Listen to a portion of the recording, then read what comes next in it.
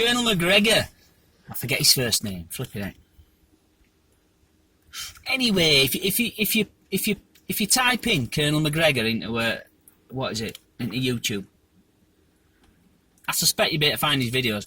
Well, dear me, videos of him being interviewed, videos of him giving his 5 penneth or 5 cents worth, and he were like, so I'm watching his videos at weekend. And then I saw a bit on the news today that kind of tied in with what he was saying. And it's the Russians aren't running out of people. The Ukrainians are.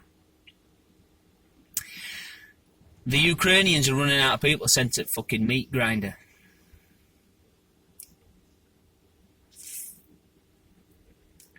Yeah.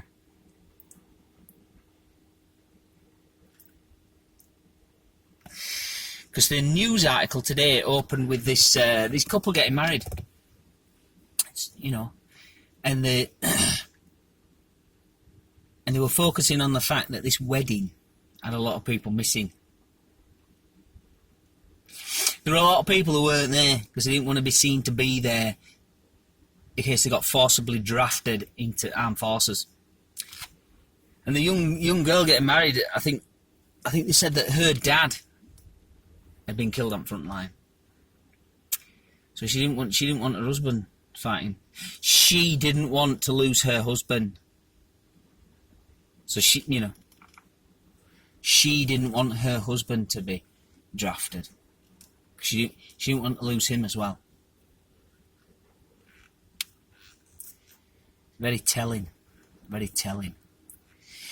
Well, the upshot of that, or rather in addition to that, this Colonel McGregor guy, he mentioned about how none of this shit is on the open media. It's on the legacy media. They're not covering any of this. They're not letting you know about any of this shit. No, don't mention that. And he mentioned something about somewhere where you've got Ukrainian installations. I think it was like, basically it was some sort of air defence. I got the impression it was some sort of air defence installation, and the Russians wiped it out. And it isn't the only thing that, this isn't the only sort of installation that's getting fucking hammered. And he put it forward as an example of why the Russians are moving so slowly. He said they're consolidating ground, and they're ensuring that they can give air defence cover to a certain area. But to do that, they have to ensure that it's in their control and it's out of the range of anything that the Ukrainians could throw at it. And now it's a bit of a, well, like I say, if NATO openly starts sticking their oar in, then it changes the dynamic to a very sinister. Well, it changes it to a place where it's time for Russians to decide: do we start chucking nuclear weapons? Do we bring into play tactical nukes? And the Russians have got enough defence in depth to, we're gonna have to lose a few 100 kilometres worth of ground. None of NATO don't have that, because NATO are on Russia's fucking border.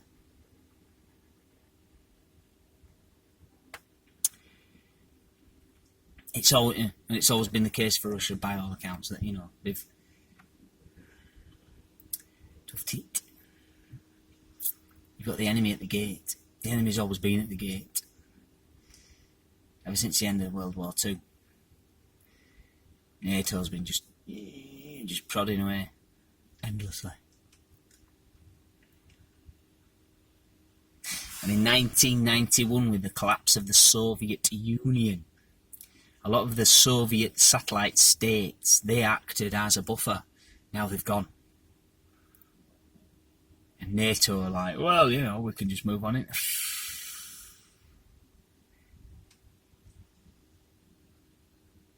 Gorbachev. Upon the collapse of the Soviet Union, they said to Gorbachev, "Oh no, we won't expand NATO," and that's all that NATO's done since. Yeah. Rishi Sunak, because within the interviews with Colonel McGregor, they chopped up little bits of little snippets, little sound bites, and one of them was Rishi Sunak talking about, "Oh yeah, we're going to put his industry on a war footing." Said it out loud. We are going to put our industry on a war footing. If you're going into war and you're using bullets, you need to start making bullets now. It's a bullet machine, a bullet pressing. I don't know what you call them. What the proper nomenclature for a bullet manufacturing machine. You press bullets in when you hand loading your own bullets. You have like a bullet press. I believe they call it a bullet press. I don't know if a bullet pressing machine. I don't know, for on bullet manufacturing on an industrial scale. But you still can't manufacture bullets as fast as you can vomit them out of a machine gun. Oh no! So you need to be making that shit now. You need to be making it. You need to be stockpiling it, and we haven't been doing. NATO hasn't been doing. Not just us Englanders. No fucker. Oh, it's the peace dividend. Yeah, that's lovely, isn't it? Let's build more hospitals. Well, we haven't even been building hospitals either, you know. We've just been getting a load of cheap shit made by some other cunt. And we've been sat on his arse. Oh dear. Time's up now. The party's over.